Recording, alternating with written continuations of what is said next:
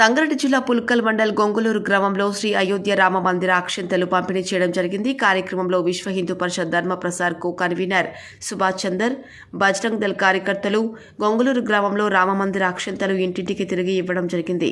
అలాగే శ్రీ అయోధ్య రామ మందిర కార్యక్రమాలు జనవరి 16 నాడు వేద పండితులతో సర్వప్రయాచిత హోమం, దశవిధ్ స్నానం మరియు జనవరిన 17న అయోధ్యలో రామ్లాలా విగ్రహాలతో ఊరేగింపు, జనవరి 18న గణేశాంబిక వాస్తు పూజ కార్యక్రమాలు, జనవరి 19 నాడు అగ్నిస్థాపన, నవగ్రహ స్థాపన, జనవరి 20 నాడు సరయు పవిత్ర జలాలతో ఆలయ గర్భగుడి శుద్ధి జరపబడును.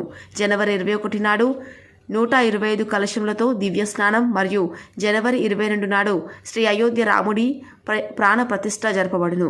అందుకు గొంగులూరు గ్రామ కార్యకర్తలు, గుడి పూజారి కమ్మరి గోవిందు మరియు కమ్మరి ప్రభు, పట్టోళ్ల బస్వరెడ్డి, ఆర్జే రామరెడ్డి, గోవర్ధన్ రెడ్డి, ఏ గొంగయ్య, కె అశోక్, ఎన్ నాగేష్ గౌడ్, పి రామకృష్ణారెడ్డి, రవికాంత్ రెడ్డి, అవసలి టక్కప్ప, పరిపూర్ణం, మైపాల్ రెడ్డి, మల్లికార్జున్, అంకం, దశరథ్, శ్రీకాంత్, వీర్ శెట్టి, గ్రామ పెద్దలు మరియు గ్రామస్తులు తదితరులు ఈ కార్యక్రమంలో పాల్గొన్నారు.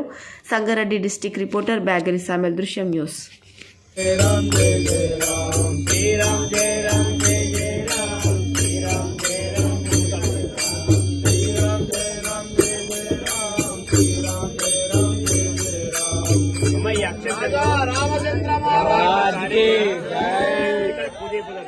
పూజ అయిపోయాక మనందరం ఇంటికి వస్తాం. అయోధ్యలో రాముని యొక్క విగ్రహ ప్రతిష్ట అయిపోతుంది. అయిపోయినాక ఇంటికి వచ్చినాక ఇంకొన్ని అక్షంతలు కలుపుకొని ఇవి మనందరం ఇంట్లో తల మీద తీసుకోవాలి.